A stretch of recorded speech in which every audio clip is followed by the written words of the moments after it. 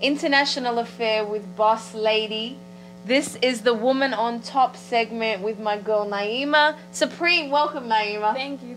I miss you, Boss I Lady. miss you too. We go kind of way back, actually. Yes, the over beginning. 2 years ago. I always reference back to when people ask how do me and Brianna Perry know each other. I'm like, we did the Reebok Cypher with Boss Lady. So that was where we both, really started. And and look at it now. One of the times you brought females together, which was really cool. So thank you. I still haven't seen that again. An all female Cypher. No, I was watching it last night actually. I went on YouTube so it was an all female Cypher sponsored by Reebok. I rapped in the beginning. Yes. I did my little 16 bars, never again. But the passion that you had when you stepped to the mic, and I saw the hunger, and I remember everybody watching you during that female Cypher, and they were like, Nyemiah's got it. Like, Nyemiah's so focused. I remember, and I was so nervous with that one. I'm like, I hope I remember this. Let me say it right. But it was cool. Just like, jump out there. Yeah. I was excited just to be a part of it and be there. So. And look at you now. So 2 years later, Sisterhood of Hip Hop on Oxygen Network. Yes. Reality TV. You've got big singles out with featured artists on them. Sisterhood of Hip Hop. Mm-hmm. Is there such a thing? For real? Yes. And I would say before the show, I wasn't really cool or close with too many female rappers, just like on a phone number basis. And so just meeting the girls and knowing that we're in the same environment, we're kind of, we're exposing all our lives. We got something in common right there. And then we have being a female rapper in common. So just between filming and not filming and just, waiting around on set, we kind of got to just have those conversations, and you get to know everybody's real story, and so and their reasons for doing their reasons. Yeah. You see that you agree with their struggle, like, oh man, I had to do the same thing. They're getting the same doors closed that you're getting, so you kind of have that same thing. Like, we got to kill this. We got to do this show, not just for you personally, but for us. Like, this is gonna, even if they don't like me, they're gonna see you. You know what I'm saying? So it kind of just cross promotes, and we have something that we all have in common, which is we want to make it. And really, I feel like for me, just exposing. So it's so much of like my family I put out there, me, my inside, my emotional, or my lack because you're a tough chick, man. Yeah, so it's a lot for me, but I'm happy that we all did it. We kind of get to cross fans, cross people who like us or love us. Exactly. Well, I'm very happy to hear that. I think you can see that chemistry building as every episode goes on. Mm-hmm. Absolutely. Well, Timbaland obviously saw you for your talent. Yes. And what has it been like working with him? Because from what I know, he can be very hands-on at times, but then he really falls back and lets you do your own thing at times. Yeah, which is exactly how it is. When I first met him, he's kind of just, I think, trying to figure me out, and I'm trying to figure him out because, I have my own little closed off, so I'm not really expressive, so I'm observing him and how he does in the studio, and he has all these different people doing things, and it's a lot of pressure for me just to perform. So the first time I met him, he's like, go in there and get on this beat. And how did he make you feel comfortable?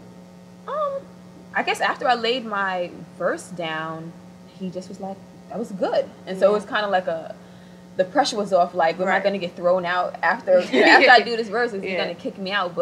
And he also kept inviting me back. And so it was inviting me back to grow and to teach me. And like, you should do it like this. You should start writing like this. So he saw the star potential. Yes, you should start, listening to the gaps in the music and just, teaching me how he would go about doing a lot from him, doing melodies and just, just mumbling before you even write the song, mumbling melodies. So it was just really cool things I learned. And then he kind of just, does his fall back and let you do it on your own, which is life. You got to let the baby walk by himself after a while. So yeah, and he's so busy with his own stuff. He has 1,000 things going on, which is also inspiring. Like, I'm like, wow, he does all these different things. He's working on Beyonce, Jay-Z, this person, all these projects at the same time of these great people. So you're like, wow, I'm lucky to get a slot in here. Does it make you feel like a priority with them, though? Yes, definitely. Even if he's in there for their studio, he might sneak me into a session, like, come in, I got some beats for you. And like, that's awesome. He's really cool with that. Just make you feel comfortable, family environment, but it's all work, okay.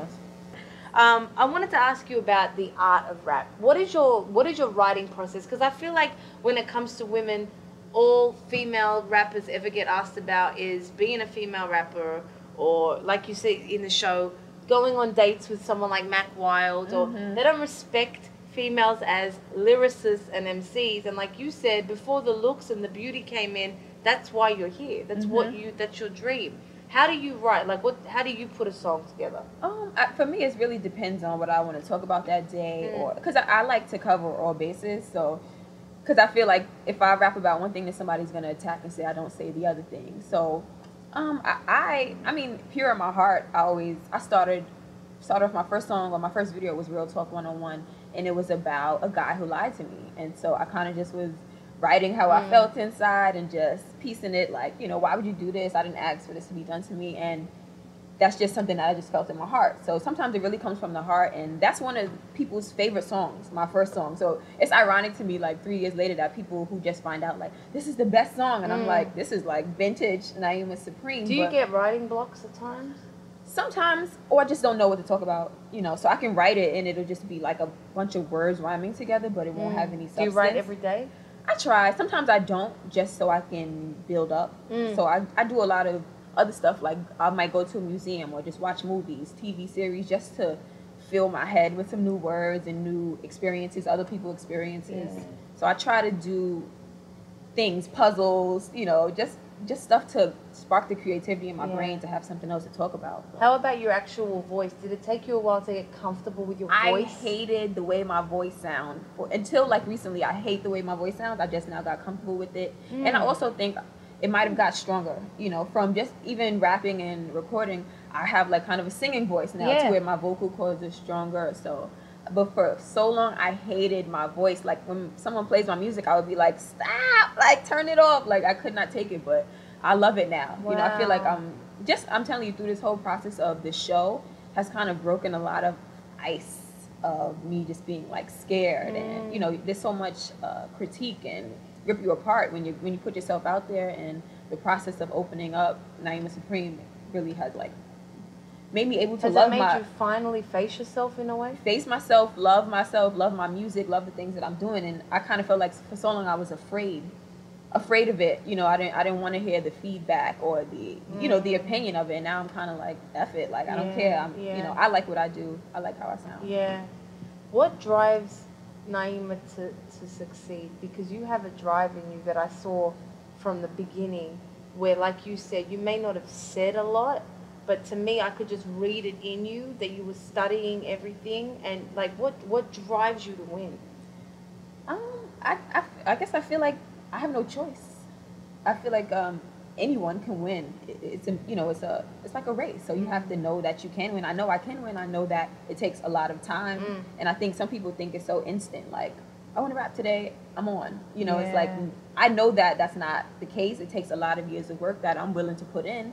And have you had frustrating moments? All the time. And I wake up and I'll be like, you know, I have to sacrifice hanging out or, you know, having... Or dating, as we talked about. Or, you know, this is a long process, so checks don't just fly in the first day. So money sacrifice, or, you know, I could have a different job and have a whole different lifestyle, but I kind of dedicated my time to this, you know, so which pays off in the long run. So sacrifice, you always get something back, but... People don't know the long run, though. They don't have the capability to hold out. So I've been holding out for a while, you know, just to get to this point. And then you get on TV and then you have billboards. So it pays back, but it's definitely a lot of sacrifice. And I just want to win. I want to be it. I know what I want to be, and I'm not going to let anything stop me from that. Amen. You know, I think shows like Sisterhood of Hip Hop encourage the young generation, which is so crazy because you probably feel you're just starting, right? But there's girls that are even newer than you that are looking up to you already. What kind of advice would you give them that are watching the show? What type of person does a young woman need to be to survive as a female MC, as an example?